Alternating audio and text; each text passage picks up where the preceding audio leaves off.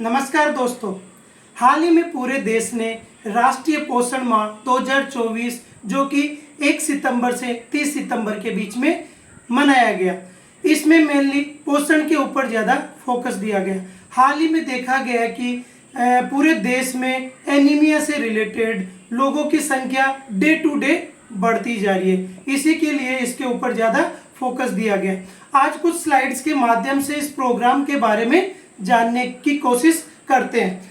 ये जो प्रोग्राम था 1 सितंबर से 30 सितंबर 2024 के बीच में बनाया किया गया, जिसका एक स्लोगन भी था सही पोषण देश रोशन, जो कि मेनली एनीमिया मुक्त भारत प्रोग्राम के अंतर्गत किया गया है। ये प्रोग्राम मेनली जो कि 2018 में लॉन्च किया गया था। तो कुछ स्लाइड्स के माध्यम से अपन पढ़ते हैं। सबसे पहले बात करते हैं एनीमिया क्या है और इसके कोजेस क्या है। स्लाइड्स में सबसे पहले कोजेज ऑफ एनीमिया। सबको पता है कि एनीमिया क्या है, कि मेनली बॉडी में ब्लड में हीमोग्लोबिन की मात्रा का कम हो जाना। लेकिन कारण क्या है वो देखते हैं। कारण क्या है? Genetic factors causing anaemia, excessive bleeding होना, menstrual bleeding, iron deficiency anaemia और cancer causing anaemia, and last is impaired metabolism of spleen and anaemia. Okay, ये कुछ कारण थे। इसके साथ और कारण अपन स्लाइड से देखते हैं, जिसमें डायग्राम के माध्यम से है। एनीमिया कोजेज में है एक्सेसिव ब्लीडिंग हो गया, लीक गट हो गया, low stomach acids, iron deficiency, B12 deficiency, folate deficiency, poor diet, chronic disease, intestinal disorder, infections, kidney disease, liver disease, thyroid disease, pregnancy, enzyme deficiency and auto immunity.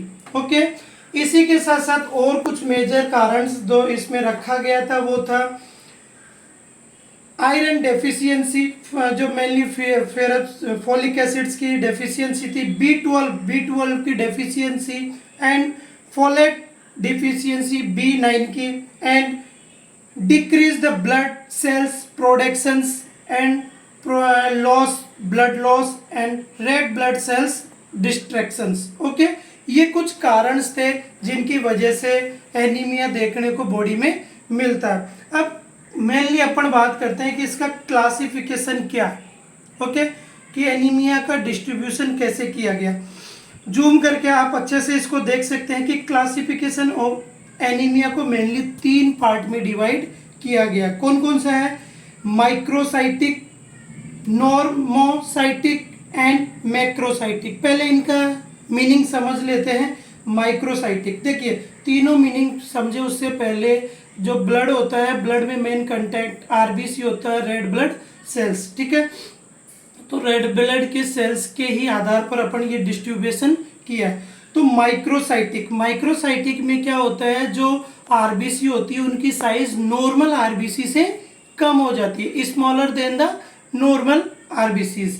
और जो normocytic है, इसमें क्या होता है कि जो मेनली जो ब्लड RBC है उनका काउंट क्या होता है, डिक्रीज हो जाता है। ओके, नॉर्मल से कम हो जाता है। मैक्रोसाइटिक में क्या होता है कि RBC का साइज बढ़ जाता है, नॉर्मल साइज से बढ़ जाता है। सबसे पहले बात करते हैं माइक्रोसाइटिक बताया था कि smaller than the normal RBC, मतलब नॉर्मल RBC से साइज का RBC का कम हो जाना। कितना नॉर्मल, यदि वैल्यू की बात करें RBC की, तो 6.2 to 8.2 माइक्रोमीटर होती है।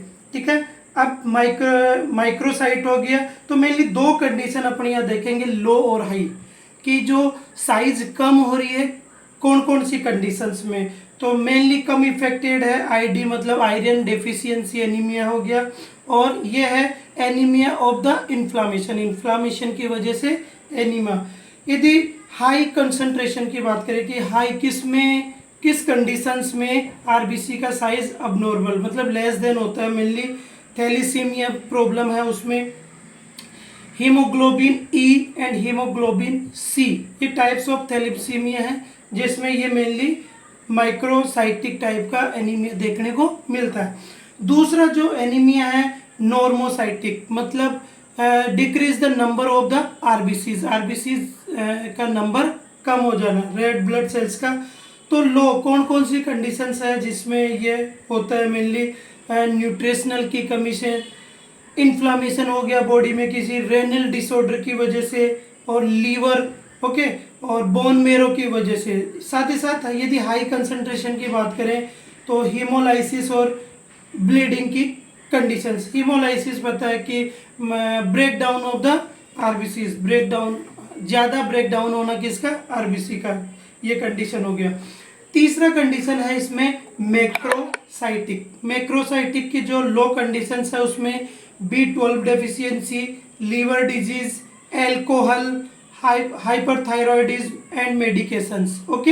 एंड हाई जो होता है रेटिकुलोसाइटोसिस। देखिए रेटिकुलोसाइटोसिस जाने उससे पहले रेटिकुलोसाइट्स क्या होते हैं? रेटिकुलोसाइट्स एक इमेच्योर आरबीसी होती है जो कि लगभग 1 से 2 दिन में किस में कन्वर्ट हो जाती है? आरबीसी में, मेच्योर आरबीसी में। तो यहाँ पर रेटिकुलोसाइटोसिस का मतलब होता है कि increase amount the increase of the retinocytes, retinocytes की संख्या बढ़ जाती है, इसमें इमेच्योर होती है। ठीक है, तो मेनली 3 क्लासिफिकेशन पढ़ा, माइक्रोसाइटिक, नॉर्मोसाइटिक एंड मैक्रोसाइटिक। तो ये 3 इसका क्लासिफिकेशन था जो अपन ने देखा। ठीक है, तो ये अपन ने कुछ कॉजेज देखे, एनीमिया क्यों होता है, क्या क्या कारण है, और क्यों इंडिया इसके ऊपर ज़्यादा फोकस दे रहा है, क्योंकि ये डे बाय डे इंक्रीज हो रहा है।